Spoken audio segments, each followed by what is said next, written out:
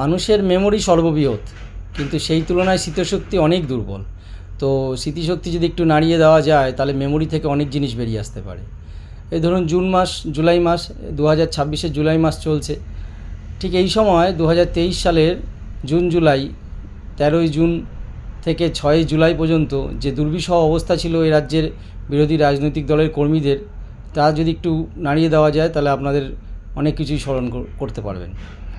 দেখছেন কিছুদিন ধরেই আমাদের রাজ্যে বিভিন্ন পৌরসভা, পঞ্চায়েত ইত্যাদি জায়গায় দেখবেন একের পর এক জনপ্রতিনিধিরা সব পদত্যাগ করছে।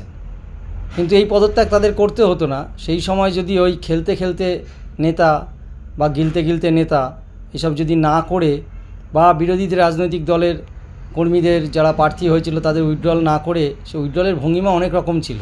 কেউ চলে গেছে, তাকে কয়েকশো কিলোমিটার দূর থেকেও তাকে তুলে নিয়ে এসে উইথড্র করা হয়েছে।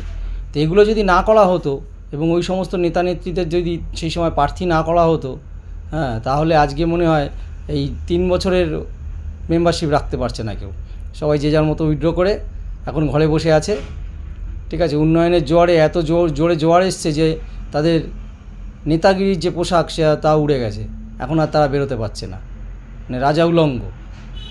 যাই হোক, তাই আগামীতে দেখার যে বিরোধী রাজনৈতিক দলের কণ্ঠ রুদ্ধ করার জন্য যদি কেউ প্রয়াস করে বা কেউ যদি উদ্গ্রীব হয়ে যায় যে বিরোধী রাখা যাবে না, বিরোধী রাজনীতি করা যাবে না, বিরোধী রাজনৈতিক দলের কর্মী নেতারা যদি তারা প্রার্থী হয় তাদের উইথড্র করাতে হবে, তাদেরকে ভোটে লড়তে দেওয়া যাবে না, গণতান্ত্রিক উৎসবে তাদেরকে অংশগ্রহণ করতে দেওয়া যাবে না, তার কি পরিণতি এই তোলামূলরা না থাকলে এ রাজ্যের মানুষ বুঝতে পারতো না।